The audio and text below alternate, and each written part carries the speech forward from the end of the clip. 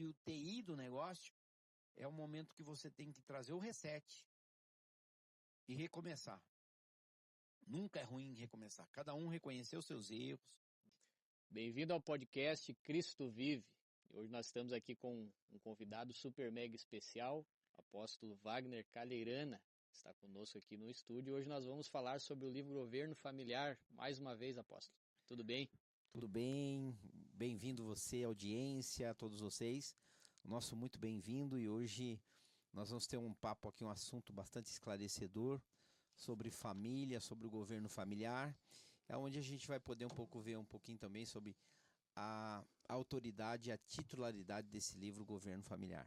Então fica com a gente aí, que nós vamos ter um papo bem descontraído, talvez vamos tirar dúvida de você e conseguir fazer com que um pouco desse conteúdo chegue até o teu coração, para que você pratique essa dádiva de Deus, que é aprender com os personagens da Bíblia, como viver em família e como governar bem sua casa.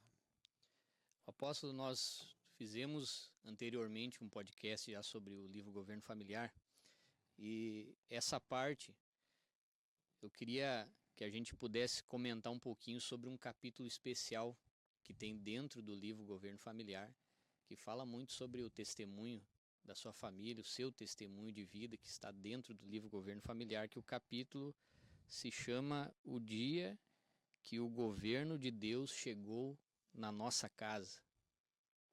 Muito bem. Maná, eu fiz esse livro, quando eu escrevi esse livro, eu realmente pensei da forma teológica. E eu comecei em 2012 a elaborar esse livro, e eu pensei em fazer um encontro com Deus de casais, porque a igreja fazia aquele encontro com Deus, né?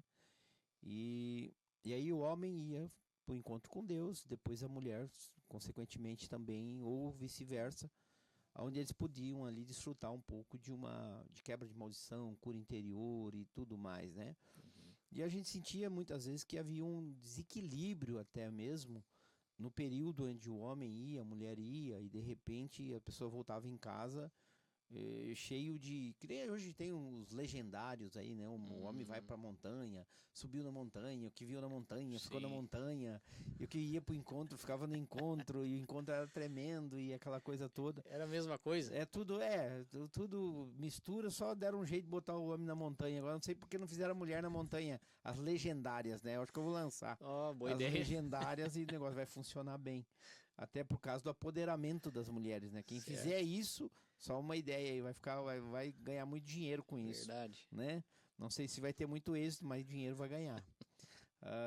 Não criticando os legendários, mas só falando que existem ferramentas que a igreja usa, que são boas até, mas elas não são completamente eficientes para a família. Então eu pensei em fazer o encontro com Deus de casais, onde o casal ia. E eu peguei 12 casais da Bíblia e peguei os pontos de acerto e os pontos dos erros desses casais, e mostrando até chegar a Jesus e a igreja, né, que é o melhor e maior símbolo de casamento da terra.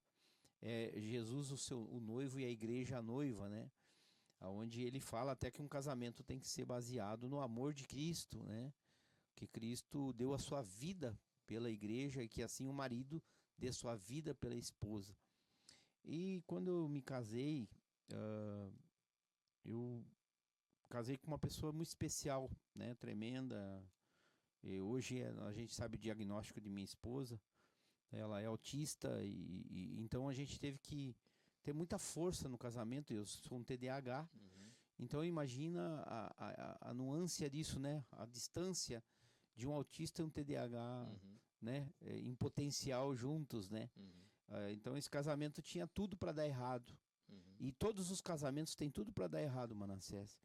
E eu acredito que o casamento, para dar certo, ele precisa de Deus, da intervenção divina, né? Porque é uma instituição bastante complicada, porque tu pega uma família totalmente destruída como era a minha, e outra da Patrícia também, minha esposa, uma família também que passou por muitas coisas, né? Separação, divórcio, e a minha idem, né? E eu resolvi falar um pouquinho sobre quando o governo de Deus chegou na nossa casa, né? Que a gente entendeu que nós precisávamos de guiar nossa casa por princípios bíblicos, né? Então, quando eu comecei a fazer bolar aquele encontro, eu fiz pensando também no meu casamento, e pensando na minha família. Uhum. E em 2012, eu já tinha 20 e pico anos de casamento, bem tranquilo, né? Só que, claro, a gente passa por fases na vida. Quem nunca, né? Aquela coisa assim. Uhum. Quem nunca pensou em chutar tudo embora, né? Quem Uhum. nunca pensou em desistir? Sim. Num casamento é assim que funciona. E, na verdade, esses sentimentos e essas vontades, ela é talvez até uma falta de maturidade e a falta da gente estar levando o nosso matrimônio, o nosso casamento de uma forma mais espiritual, entender que o casamento é espiritual, Uhum. que o casamento ele é sobrenatural, ele não é natural, né? Porque você gera um outro serzinho sobrenatural, Uhum. você gera uma família, você gera filhos, então Uhum. eu decidi um pouco mostrar que eu lutei muito para que não tornasse acontecer na minha família o que aconteceu na família que eu vim, e nem tampouco na família de que minha esposa veio. Então, eu precisava de trazer um pouquinho do testemunho, mas muito por cima, porque não é uma biografia, é apenas um livro explanando um pouco, então é para conhecer um pouco o autor que eu decidi fazer esse capítulo, né? Uhum.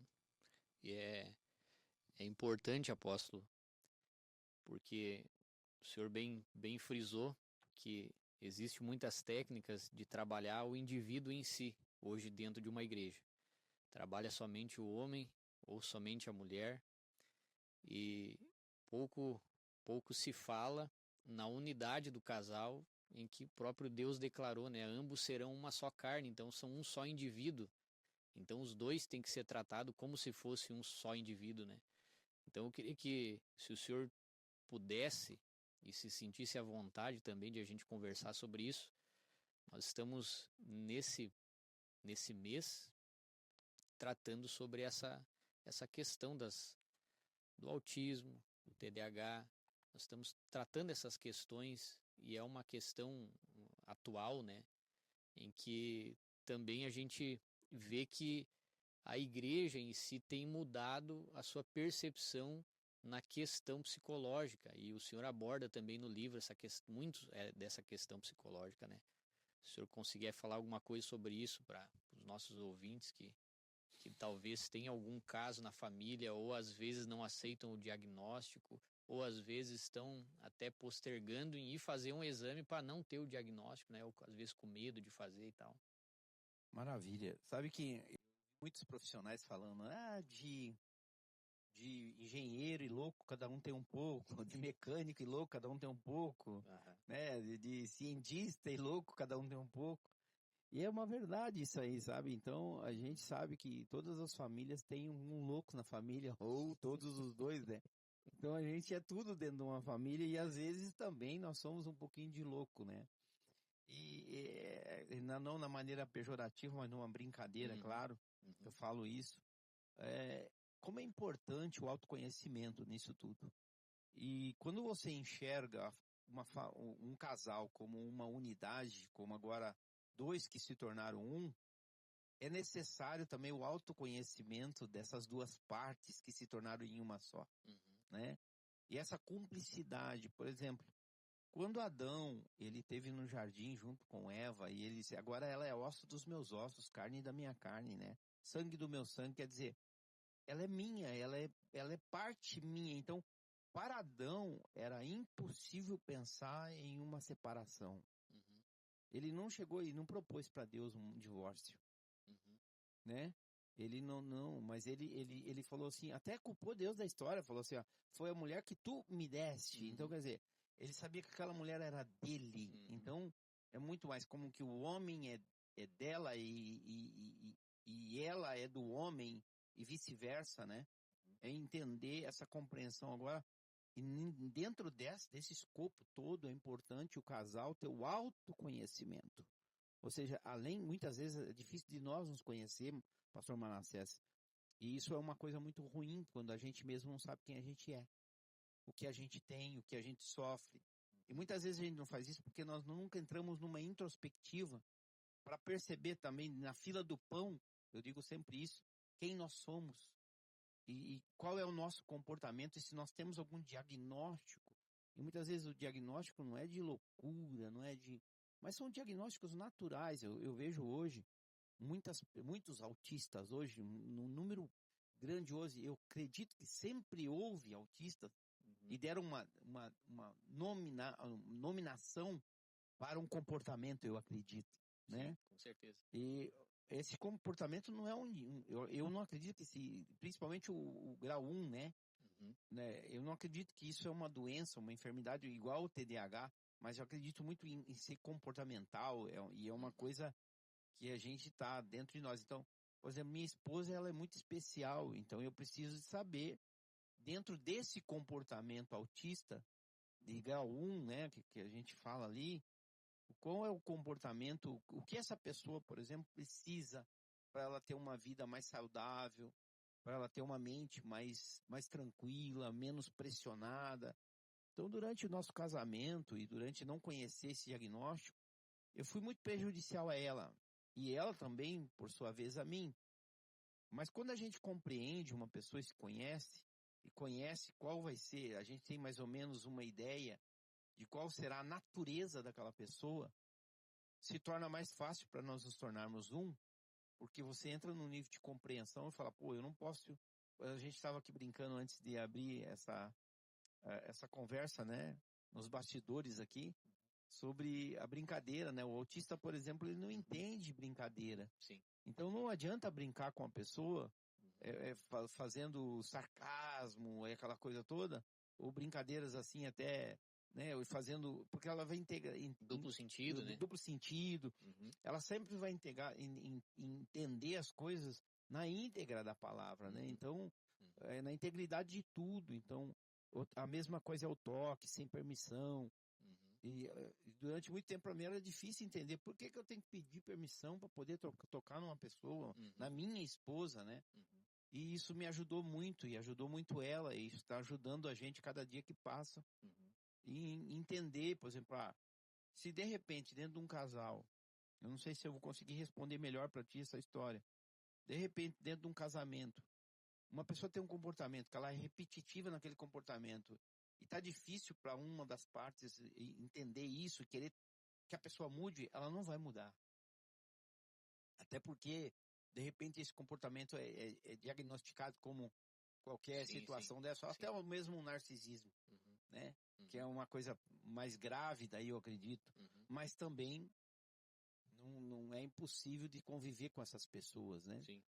A partir do momento que você sabe que a pessoa tem, por exemplo, uma inclinação narcisista, você tem que entender que ela vai tentar te manipular, tudo. Então, dá para conviver? Dá. Mas você vai ter que fazer uma identificações e tentar fazer com que esse relacionamento se torne um relacionamento saudável. E vai ser difícil. Mas quando você conhece com quem você está lidando, fica muito mais fácil você lidar, né? Então, hoje, por exemplo, minha esposa sabe que ela vai lidar com um cara que esquece tudo, que não lembra de nada, que procura o óculos na cara, quando o óculos, né, eu tô com o óculos de sol no rosto, procurando aqui em cima, tô lá acendendo a luz do celular para procurar o celular dentro do quarto, né?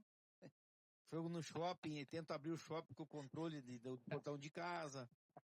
E ela vai olhar e vai rir, porque ela fala, não, ele é assim, é porque ele tem esse diagnóstico. Tem essa compreensão, né? É, Isso é importante. Isso é importante. E tem também os medicamentos para usar, né?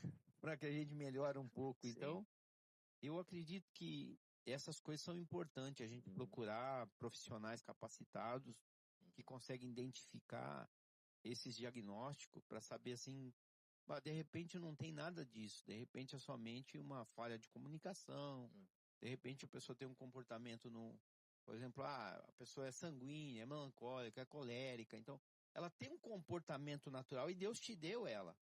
Então Deus me deu a Patrícia, e foi a mulher que tu me deste, né?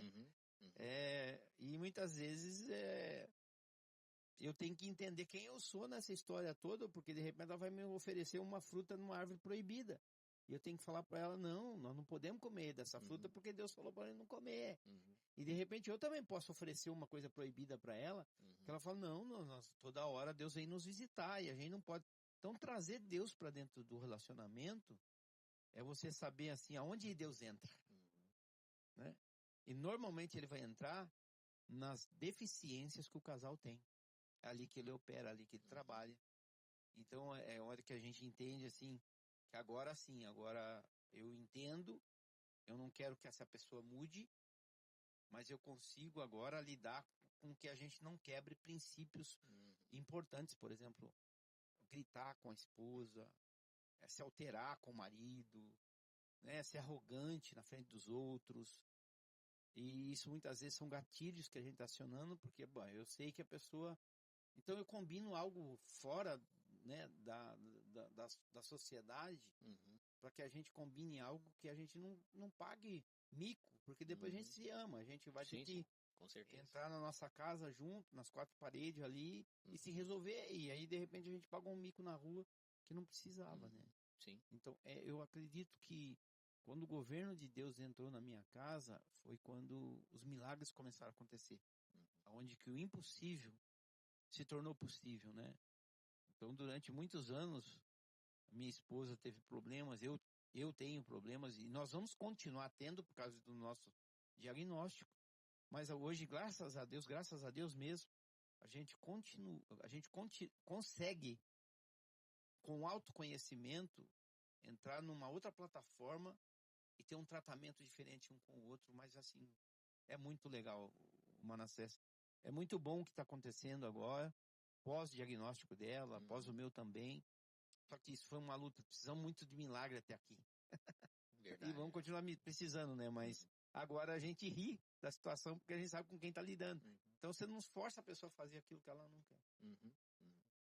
E dentro do que está explícito no livro, desses 12 casais, todos eles têm uma particularidade, né?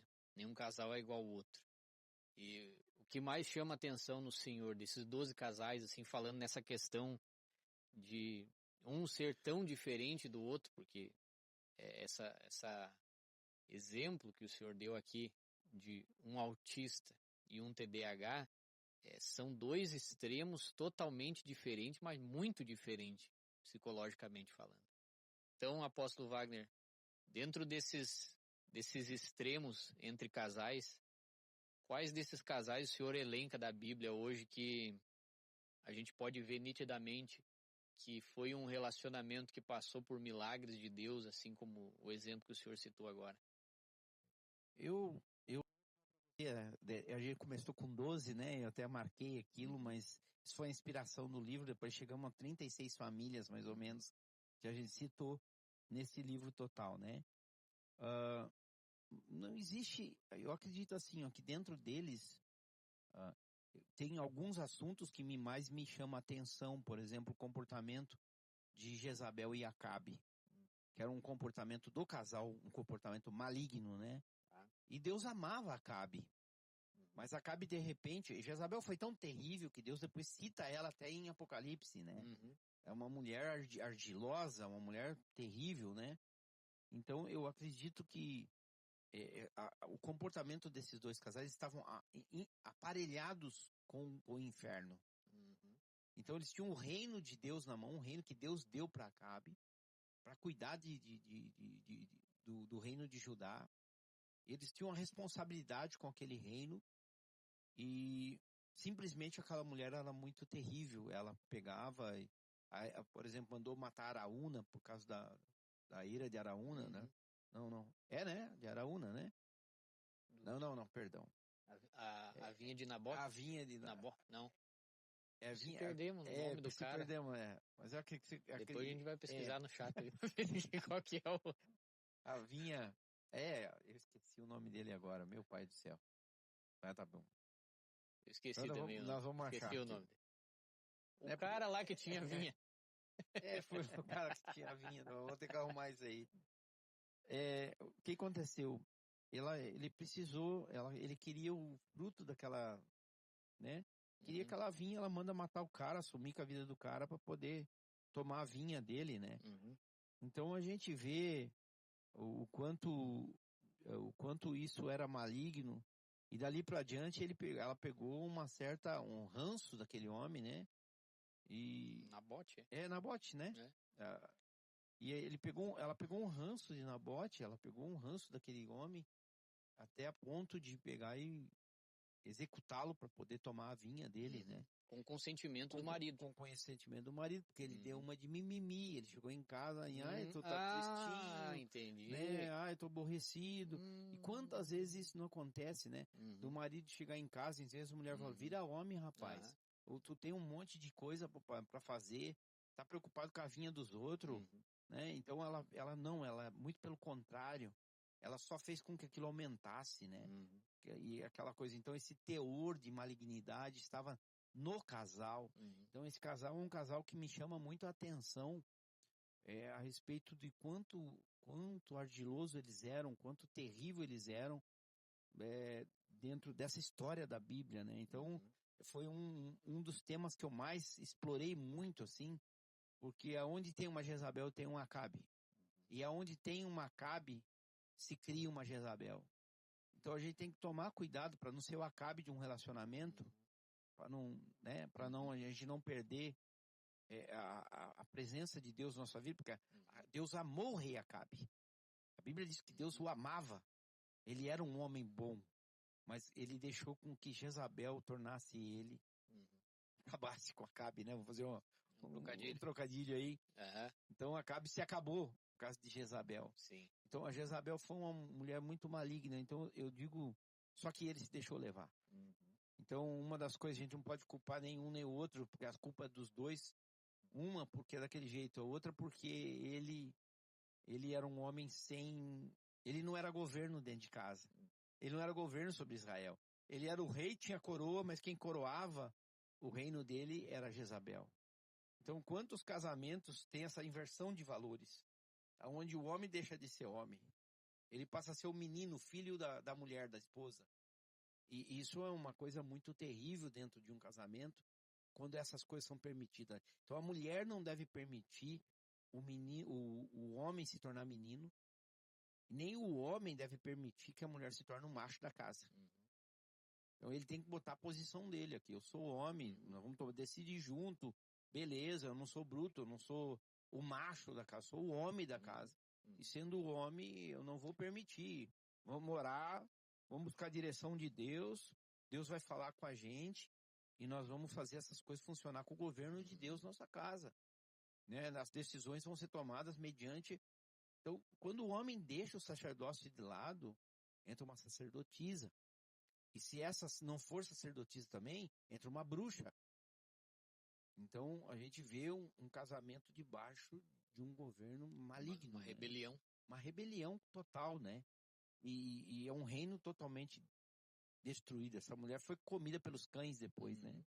Ela cai de um terraço e é engolida. Sua carne é toda comida pelos cães. E a gente vê que ela foi uma caçadora de profeta, matou profeta. Então, quando a mulher chegar falando mal de pastor dentro de casa, mal dos profetas da igreja, pode É ser isso aí. que o espírito de Jezabel tá pintando por aí. Né? Quando o marido chegar em casa, ai, fulano lá no trabalho, me tratou desse jeito. Isso não é postura de homem. O homem resolve as coisas, não leva esse tipo de problema para casa, né? Então a gente vê que é um menino que tá ali, né? A gente pode orar, pode falar tudo, mas tem coisa que a mulher não precisa saber. Né? Então eu acho que esse é um casal. Só um ponto importante, apóstolo. Pode falar. É tão sutil isso aí que a gente está falando sobre um casal da Bíblia que Deus rejeitou eles, mesmo depois de ter amado. Só que eles não eram um casal que não se davam bem. Pelo contrário, eles eram um casal que se davam bem. Eles eram um casal que concordavam naquilo que estavam fazendo. Concordar com o mal, né? Com o mal. Olha só que interessante. Então, como Que casamento... não quer dizer que eles estavam de mal tão mal. Não, eles estavam de bem, eles concordavam com o mal que eles estavam fazendo. Não era um casamento ruim. É isso aí. Eles eram ruins no casamento. Isso aí que era o negócio. Os dois conseguiram ter ruim, né? Verdade. Então eles eram ruins porque quem governou aquela casa foi o diabo. Então eles conseguiram juntar a maldade dos dois. Um pela sua, né? Pela sua ausência de autoridade, né? Por ser displicente com as coisas, por ser muitas vezes negativo, né? Com aquilo que poderia, ele teria que ser o polo positivo das coisas, e deixou Satanás entrar, mas colocou bem isso mesmo. como casal, eles estavam alinhados na maldade. Uhum. Então, eu acredito, mano, que ali surgia muita coisa. Quando um casal é alinhado na maldade, eles são capazes de fazer tudo o que não se deve fazer. Ananias e Safira Ananias e Safira, outro casal, que é uma estavam situação alinhados na mentira. alinhados com a mentira. Então, se tornaram o que se tornaram, né? Foram Uhum. fulminados diante de Pedro, ali diante da igreja primitiva, Uhum. porque eles estavam alinhados com a mentira. Então, Uhum. quando um casal é alinhado com o céu, o milagre acontece. Uhum. Quando o casal está alinhado com a mentira, quer dizer, não é que nosso casamento é bom porque a gente se dá bem fazendo o quê, né? Uhum. Fazendo bem ou fazendo mal, né? Sim. Então, são casais que estavam precipitando para o inferno Uhum. porque não tinha uma contrapartida ali, né? Uhum. Então, isso é muito sério. Eu achei muito importante a sua colocação de Adão e Eva, né? Que o casal, quando uma das partes chega com a alegoria do fruto do conhecimento do bem e do mal, a outra parte deve fazer a contrapartida de não aceitar aquilo ali que o outro está propondo.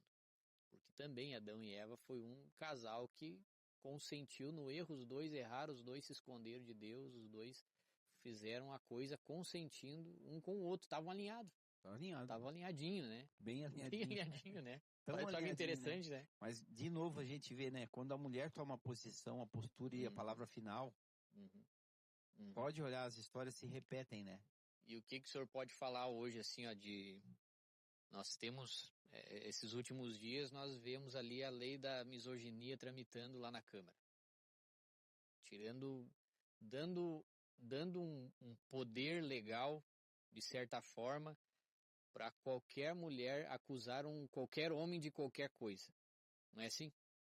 É exatamente acabando com princípios legais e com um relacionamento de todo mundo. E eu tenho visto, apóstolo, de verdade, tenho visto esses relacionamentos que estão vindo de agora, casais, pessoas solteiras que estão começando a se relacionar, que já iniciam um relacionamento dentro dessa identidade que a gente está vendo surgir hoje, que é totalmente deplorável, que são ideologias que ou o homem é muito machista ou a mulher é muito feminista. E um relacionamento desse nunca vai dar certo. Por quê? Porque os dois querem tomar partido. E aí a gente não entra no governo de Deus, que é o padrão que Deus estabeleceu para um lar, como o senhor bem falou.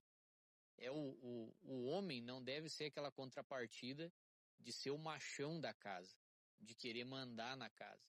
Mas também, em contrapartida, tem que ser o homem da casa que tem que tomar as decisões, tem que matar no peito as decisões que ele toma. Então, eu acho que isso é passível de nós comentarmos aqui hoje, né? Eu acredito que essas coisas que estão acontecendo na humanidade, né, de uma forma geral, e essa agenda globalista que vem vindo, que vem trazendo apoderamento feminino, que vem trazendo essa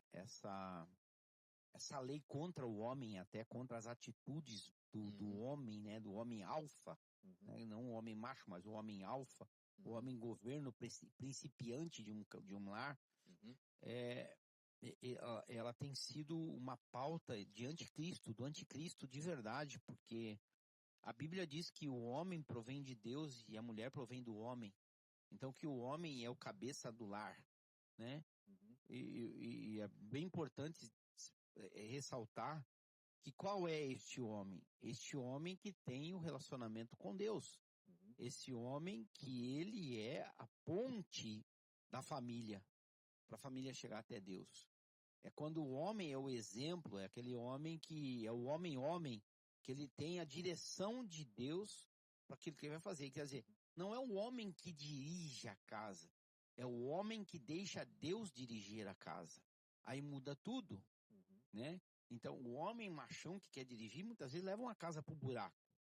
Mas o homem que ouve a voz de Deus e ele é o sacerdote do lar, ele conduz a casa nos caminhos do Senhor. Aí o sentido das coisas vão mudar.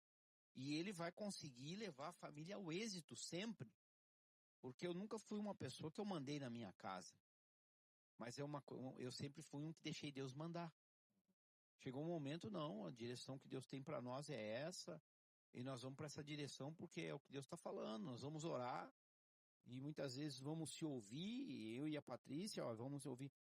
Nós morávamos em São Paulo, vamos lá para o sul, então vamos fazer o quê? Nós vamos orar.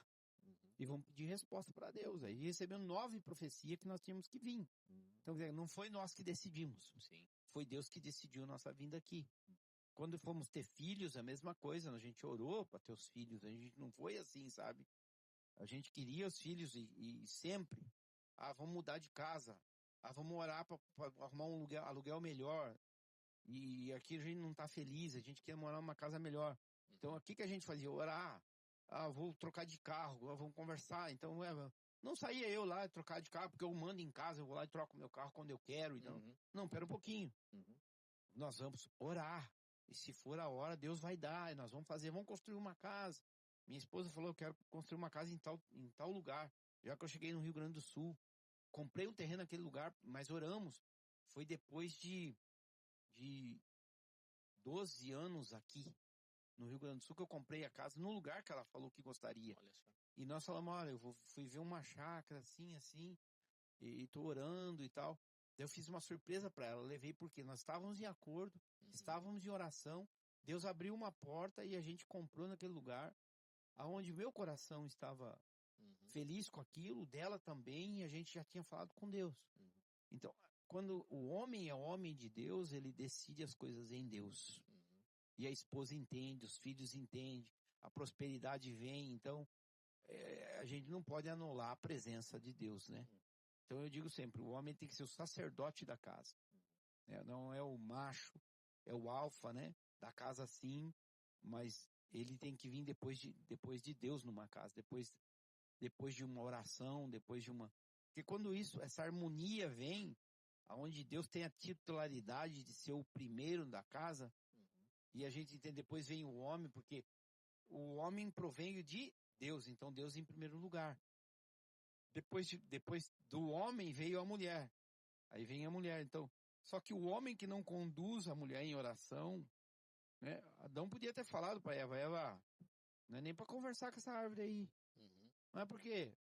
Não, porque o Deus falou para nós não conversar, ué. Ele estava junto, a Bíblia diz em algumas versões, os dois estavam juntos. Então, quer dizer, ele poderia ter falado, pera um pouquinho. Não quer dizer, que mulher bonita, né? Imagina que Eva era muito bonita e ele, iludido com aquilo tudo, esqueceu de falar, olha, esqueceu do recado de Deus, olha. Vocês comam de tudo, mas naquela árvore vocês nem toquem nela. Quer dizer, eles estavam, e ele consentiu a partir do momento que ele deixou ela se aproximar. Então, quer dizer, há o consentimento ali no erro, claro que há. Mas é quando Deus se ausentou deles. Ou melhor, eles se ausentaram de Deus. Então, o que o casal nunca pode fazer é ausentar a presença de Deus dentro de uma casa, né? Sim. Para ter êxito. Né? E dentro desse mesmo raciocínio, apóstolo, nós vemos hoje uma situação seguinte. Quando há um rompimento num relacionamento, isso não acontece do nada. O senhor aborda dentro do livro Governo Familiar várias ferramentas, né, que o casal pode usar para evitar chegar ao ponto de rompimento. Várias coisas que são práticas do dia a dia, né? O livro é muito aplicável ao dia a dia do casal. E hoje a gente vê os casais chegando ao ponto de rompimento, ao ponto do divórcio, ao ponto de um não querer mais ver a cara do outro, exatamente por causa dessa anestesia espiritual que o mundo traz. O mundo está anestesiando o homem e anestesiando a mulher. E eles não têm diálogo dentro de casa, eles não conversam sobre as coisas que realmente se deve conversar, não buscam o autoconhecimento como nós frisamos aqui nessa conversa. E dentro dessa doença hoje que atinge as famílias, e as pessoas serem anestesiadas, chegam em um ponto que elas não brigam mais pelo casamento ou não querem levantar mais nenhuma agulha pelo relacionamento, né? Chega nesse ponto. O que o senhor dá de conselho para essas famílias que estão vivendo isso hoje? Vivendo esse momento de anestesia espiritual dentro do relacionamento. Que um não se importa mais com o outro, estão levando o relacionamento com a barriga, nem não se conversam mais, não se falam mais, não colocam a prática diária da palavra como uma coisa principal deles. O que o senhor deixa hoje de conselho para esses casais que estão passando por isso? Olha, Manassés, as coisas elas sinalizam, né? Elas começam bem muitas vezes. Ninguém começa um casamento pensando em separar, eu acredito que não, Sim. né? Em divorciar tudo, então eu acredito que todo mundo começa em pensar em envelhecer junto, e é isso que deve acontecer, claro. Mas eu acho que, assim, uma das coisas que nunca pode perder num casamento primeiro é a transparência, né? É, e muitas vezes as pessoas vão para um casamento e elas, no namoro, o namoro eu digo sempre, o namoro é uma coisa que foi feita para dar errado. E tu tem que fazer tudo para o namoro dar errado. Porque se no namoro der errado, o casamento não vai acontecer. Mas se no namoro fez tudo para dar errado, der certo, sinal que aquele casamento ele pode prosseguir. Então, Hum. o namoro não é uma coisa para dar certo. Geralmente é o contrário, É, eles fazem tudo para dar certo. tudo para dar certo. Então, todo mundo quer dar flores, daí não, no namoro não pode dar flor, não pode dar nada. Depois que casar faz, né? Só Aí, ó. para ver. Então, é muito importante entender isso. Então, o que serve? O namoro é para testar a pessoa. Olha, eu não quero ver tua cara hoje e ver como que se ela vai suportar isso. Se Aham. ela vai aguentar isso. Eu não tenho dinheiro para nós sair, vamos ficar em casa. Uhum. Aí tudo bem. Aí isso vai tentar ver, não, mesmo assim, se isso permaneceu, Uhum. é muito fácil dar certo esse casamento, né? Uhum. Mas o casamento, ele precisa, ele é algo que tem que dar certo. Então ele foi feito para dar certo, não dar errado. Então, a partir de duas pessoas foram ligadas por Deus na terra, será ligado no céu. Eu acredito que as pessoas elas vão construindo muros, né? Elas vão construindo muros no relacionamento porque a pessoa ela parte para um casamento escondendo algumas coisas debaixo do tapete. E ela esconde sentimento, ela esconde, aí ela aguenta um dia, ela aguenta dois, aí o homem aguenta algumas coisas da esposa, a esposa aguenta alguma coisa do marido, e eles vão se suportando, porque o amor tá aflorado e ninguém olhou para os defeitos, né? Só que esses defeitos, eles sempre existiram. Eles só vão, assim, vão aumentar. E de repente, quando casou, a aparência dos dois era bonita, tinha dinheiro, tinha tudo. Tava tudo um love só, né? E ele era galã. E isso tudo vai acabar, porque isso aí é tudo conto de fadas, não existe. Família Doriana é só é só lá na TV, né? Ninguém acorda que nem a família Doriana, que acaba ali com os cabelinhos, as crianças com o cabelinho penteadinho, a mulher toda É, bonita e maquiada, o cara já com um terno lindo durante o dia cheiroso. é, Isso não existe, é coisa só de propaganda de é, manteiga, né? De é. margarina. Então, a vida vai aflorar e ela vai vir Uhum. os problemas, ela vai vir as dificuldades. O que acontece? As pessoas, quando elas deixam isso tudo acontecer, em vez dela resolver os problemas, não, a tendência é somente que esses problemas se evoluam. Quando deveriam evoluir a solução dos problemas. Mas eles não foram resolvidos, eles não foram pensados, eles não foram. Não, eles vão para frente e aí não há sinceridade. Olha, eu não gostei daquilo que tu fez esse dia. Uhum. Eu que gostaria que tu mudasse nisso, né? Ou a gente precisa mudar esse comportamento disso. Não que eu quero que tu mude, mas eu não quero que você se comporte assim comigo, né? Isso não é aceitável. Então, manter a régua lá em cima é importante. Eu acredito num casamento, né? E é você assim, ó.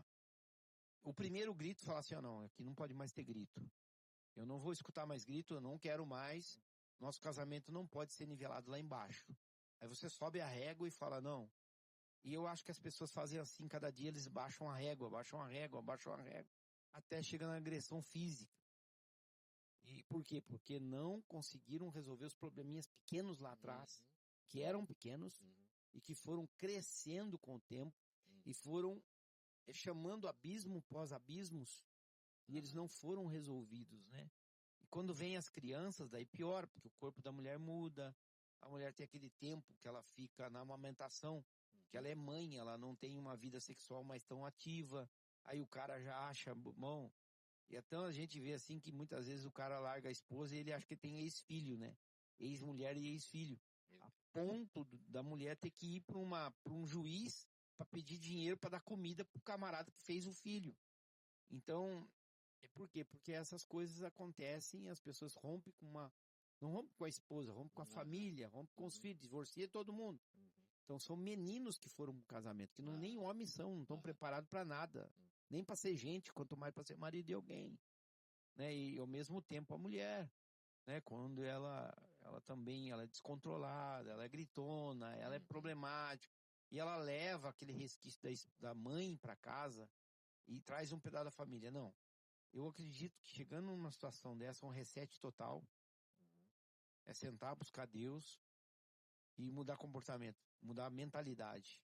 Falar, ó, esse comportamento era talvez do meu pai, da minha mãe, da minha família lá atrás, eu não quero isso para dentro da nossa casa.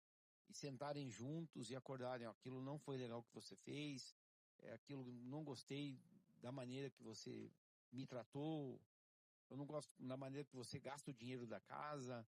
Então essas coisas que têm que ser tratadas na raiz de cada um deles. Se não foram tratadas, como tu falou, chegou no momento crítico, no momento de UTI do negócio, é o momento que você tem que trazer o reset e recomeçar. Nunca é ruim recomeçar. Cada um reconhecer os seus erros, ir para uma terapia, talvez de casal, vir para uma igreja, pedir para Deus ajudar e se humilhar, os dois se humilhar e saber que os dois estão errados, que num casamento nunca uma pessoa está certa. Não existe, aquela de acontecer um divórcio, uma separação, mas a culpa foi dele ou a culpa foi dela. Não, não, não. Teve um adultério no casamento ali que aconteceu. Cara, nunca um só é culpado. Sempre, na totalidade, os dois são culpados, de uma forma ou de outra. Né? Então, você tem que arrumar a sua culpa, colocar a tua violinha no saco, e botar o mantinho da humildade e falar, vamos recomeçar. Se a gente se ama, vamos recomeçar isso aqui. Então, eu acredito que o reset é o melhor caminho e o renovar os padrões e falar assim, não, agora vamos subir essa régua e vamos fazer um novo acordo e vamos começar de novo, renegociar a dívida. Renegociar a dívida e falar, agora nós vamos ter que pagar a prestação e a gente vai ter que pagar caro. Porque algumas coisas nós vamos ter que renunciar de fato mesmo, né? Que antes talvez poderia, porque estava mais livre, mas agora nós vamos renunciar a algumas coisas. Então eu acredito que o caminho, o melhor caminho é um reset total e falar agora vamos recomeçar e pedir ajuda. Normalmente o casal não vai conseguir isso sem ajuda e a melhor ajuda é a ajuda de Deus, né? E pegar um livro desse, mano, botar na cabeceira da cama e o casal todo dia ler junto. Que aqui eu acredito que isso aqui faz o reset e faz com que esse casal volte a fazer o alinhamento necessário. Né? Muito importante, apóstolo. A gente vê, a gente reconhece a fase de criança do adulto ainda quando ele opta pelo caminho mais fácil, que ele acha que é mais fácil, né? Larga tudo de mão e, que nem o senhor falou, daí a mulher tem que ir para a justiça pedir dinheiro para uma família que ele mesmo abandonou. Ele acha que é um caminho mais fácil, só que não é o caminho do homem, né? Não é o caminho do homem. O caminho do menino, né? É isso aí. Moleque, né? É isso aí. E nós temos na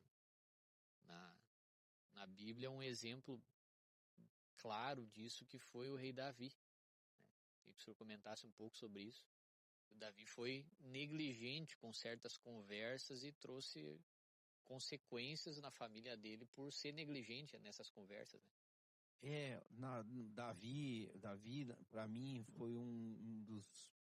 Eu tinha 19 anos de idade quando a Jéssica nasceu e eu ouvi uma palavra do pastor Caio Fábio na época, que era um fenômeno, né, na palavra.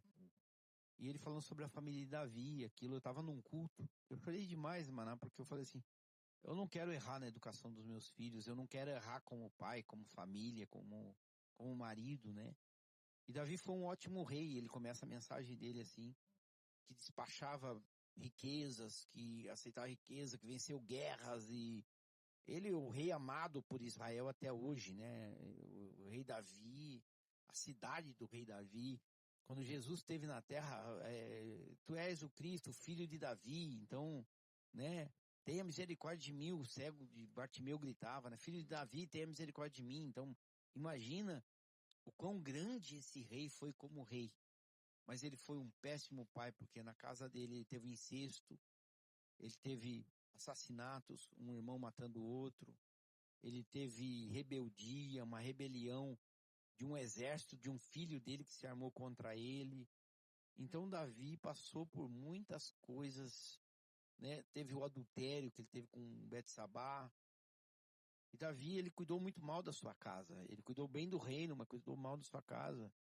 E isso é um mau exemplo para nós. Davi, para mim, nunca foi um exemplo de família, né? Nunca foi um exemplo de pai, nunca foi um exemplo de marido. Davi foi um exemplo de adorador, um exemplo. E é possível isso? Sim. É possível. A pessoa ser um grande homem de Deus, ser uma pessoa assim, mas ele negligenciar com a parte que ele deveria ter sucesso. Então Davi não pôde construir o templo porque a Bíblia diz que a mão dele era uma mão sangrenta, né? Eu também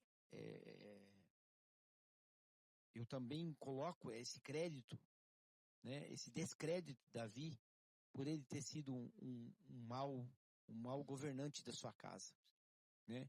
Esse descrédito dele não poder continuar e construir o templo, porque ele carregava na história dele coisas muito ruins, né? Então, além dele ser o homem sangrento, sanguinário. Então, ele foi um homem de guerra, um homem de tudo, mas um péssimo pai, um péssimo marido, uma péssima pessoa em termos de família. Né? E um grande rei. Então, muitas pessoas, eu acredito que Davi morre frustrado. Porque antes mesmo dele morrer, um irmão trai o outro, ele vê Adonias traindo o rei Salomão, né? Criando um império contra. Então, cara, eu acho que ele morreu como um pai frustrado, muito frustrado. Uma filha estuprada, um filho que matou outro filho. Então ele carrega uma história, um final triste, né? Ele entrega muito ouro para construir o templo, entrega muita coisa, mas eu acredito que quando ele olhar para dentro da casa dele e falasse, poxa vida, eu acertei muito, mas errei demais, né? Então, e essa história também está aqui coloco aqui também nesse livro. E uma das coisas aqui, pastor Manassés, quero falar com o nosso público. A gente tem aqui o capítulo 4, que a gente fala sobre vigilância. Quais são as portas abertas no lar, né? E aqui a gente começa a falar um pouquinho sobre as portas abertas que precisam ser fechadas. Para não chegar a esse ponto que o pastor Manassés me perguntou. Por que um casamento chega a ponto da destruição, a ponto do divórcio, a ponto da separação? Porque portas estão abertas para que o diabo entre. E aqui nesse nesse quarto capítulo do livro, eu digo, não deis lugar ao diabo, que está em Efésios capítulo 4, versículo 27, né? Então o governo familiar não é apenas uma construção, mas também é uma vigilância contínua. É quando você tem que vigiar todos os dias, né, mano? Cuidar da sua família como tu cuida da sua vida. Porque ela é a sua vida. Cuidar da tua esposa, do teu marido, como cuidar da sua vida. E o Espírito Santo, ele nos convoca para que cada família ela venha realizar, sabe, uma varredura espiritual. Aonde que nós estamos errando? Que tipo de coisa nós estamos deixando entrar dentro da nossa casa?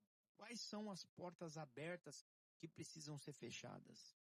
Então, eu acho que isso é para não chegar num ponto como chegou Davi, que ele deixou uma porta muito grande aberta, que era a porta da presença. Ele foi um pai ausente o tempo todo. Então, essa é uma das portas que a gente tem que descobrir que se ela está aberta ou fechada. A porta da presença como esposa, a porta da presença como marido, como pai, como filho. Então, isso é importante.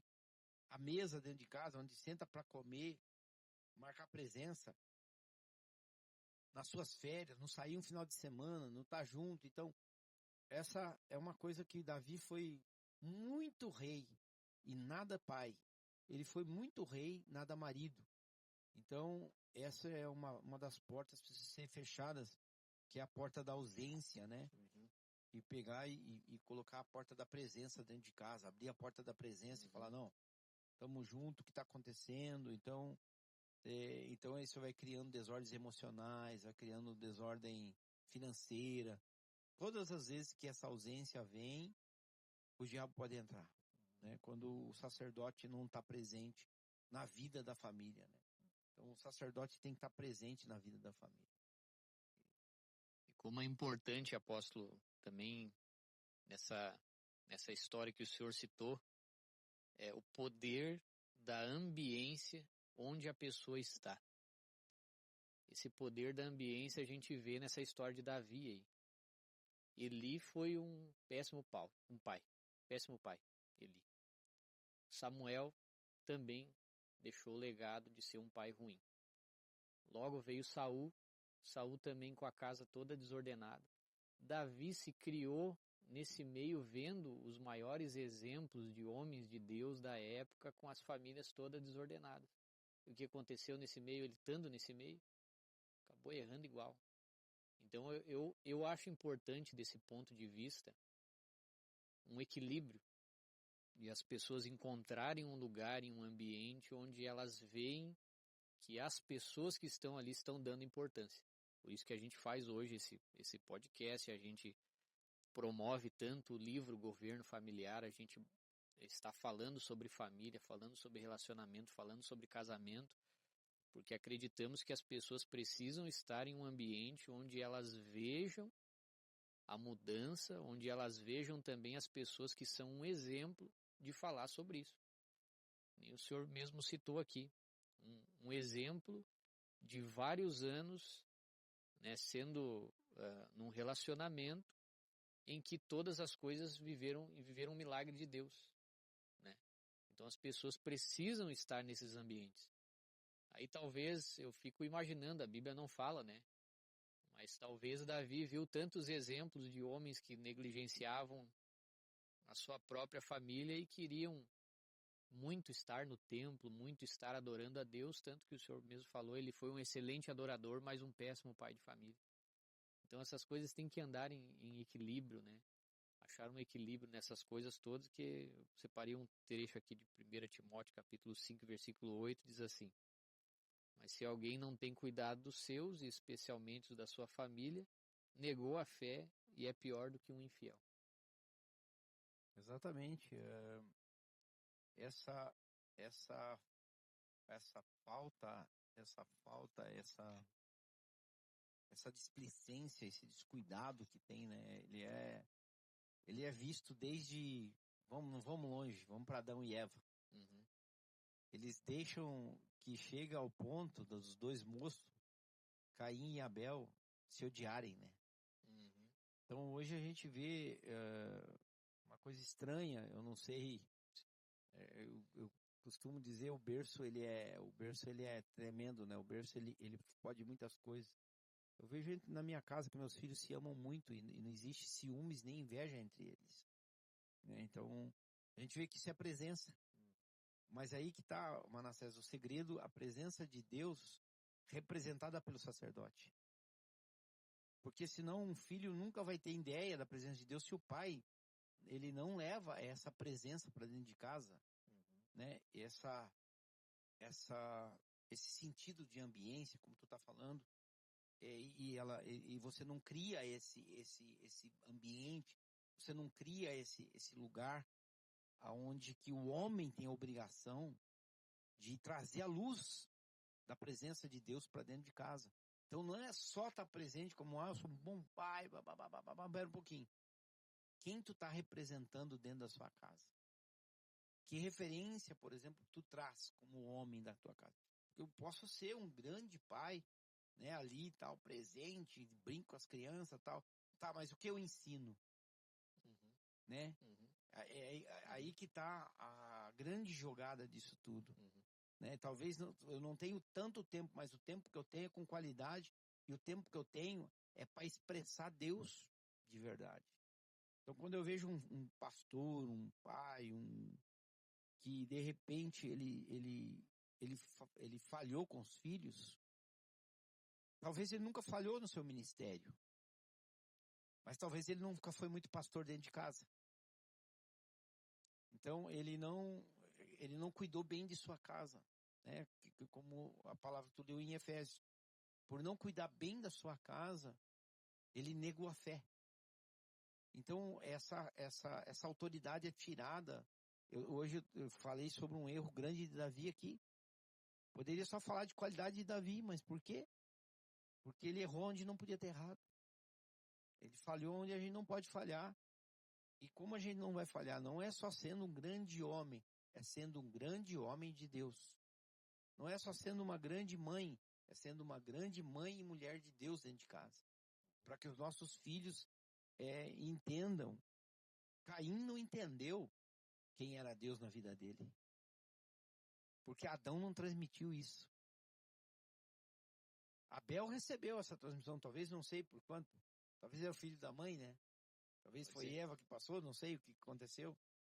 Mas a gente vê uma falta, uma deficiência nesse relacionamento. Um dia eu vi numa cena de uma mãe que amarrou os dois irmãos juntos. Né? Ela pegou os dois irmãos e botou dentro da mesma camisa. Eles tinham brigado.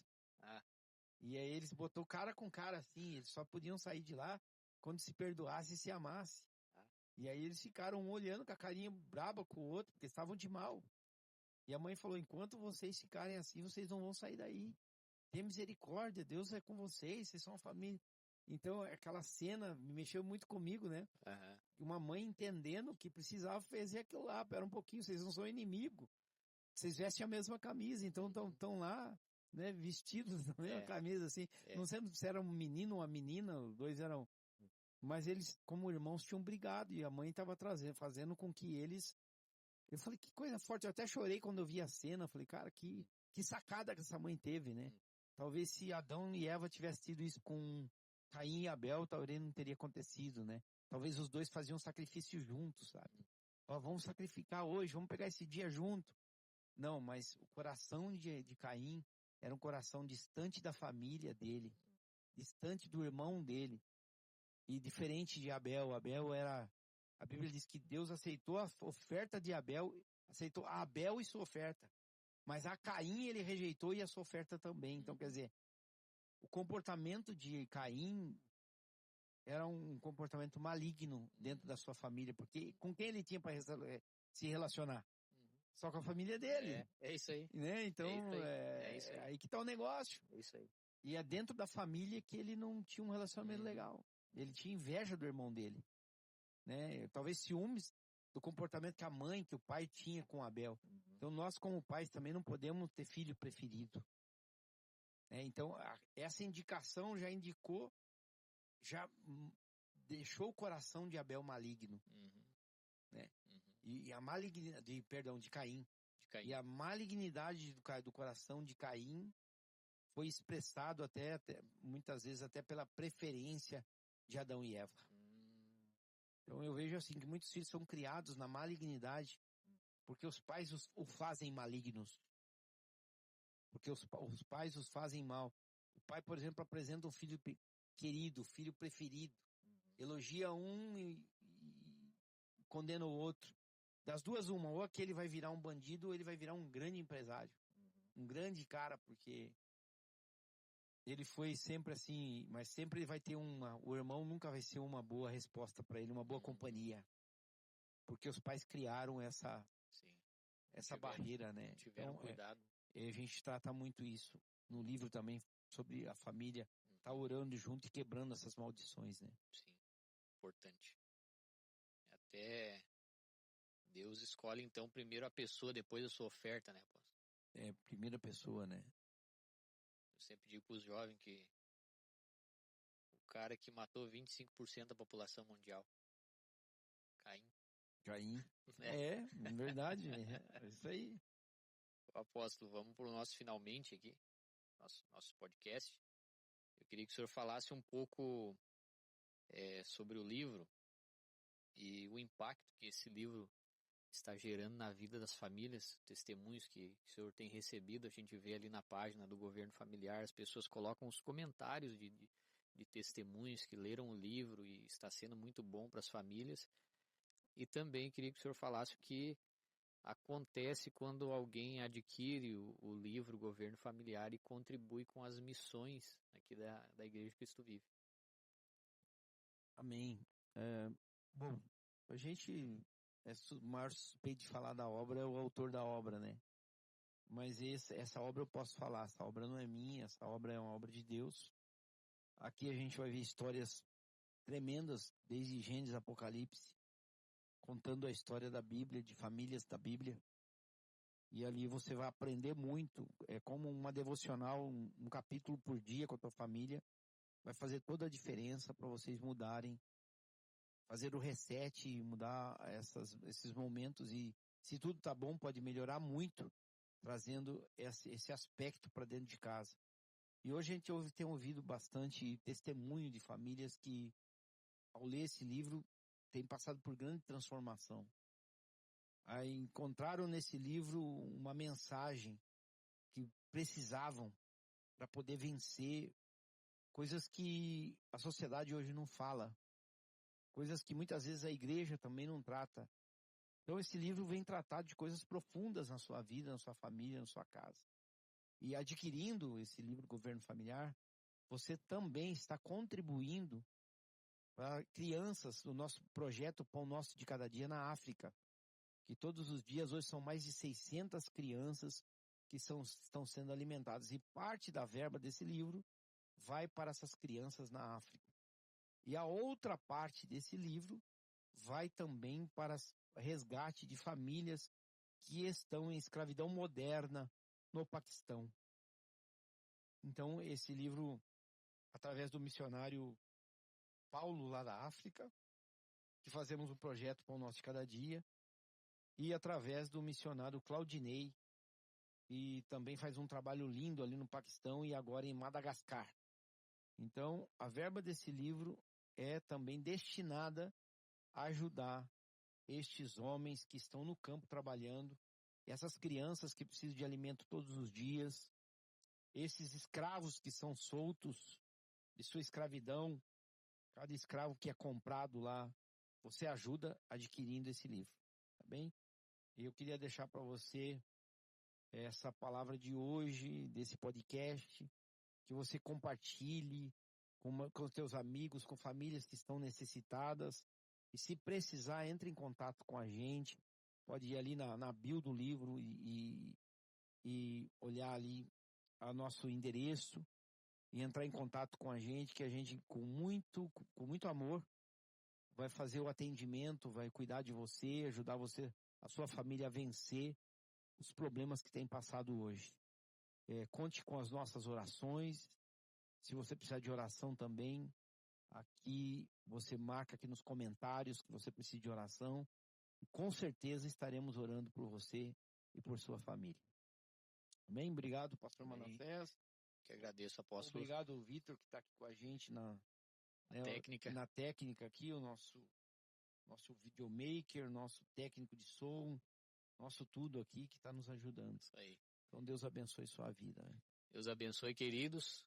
Peço que compartilhem esse episódio. Nós vamos gravar mais episódios, né, apóstolo? Falando sobre família, sobre casamento, sobre relacionamento. Se você tem alguma dúvida, você deixa no comentário, no YouTube ou no Spotify, que no próximo episódio nós vamos estar respondendo a sua dúvida. Deus abençoe vocês.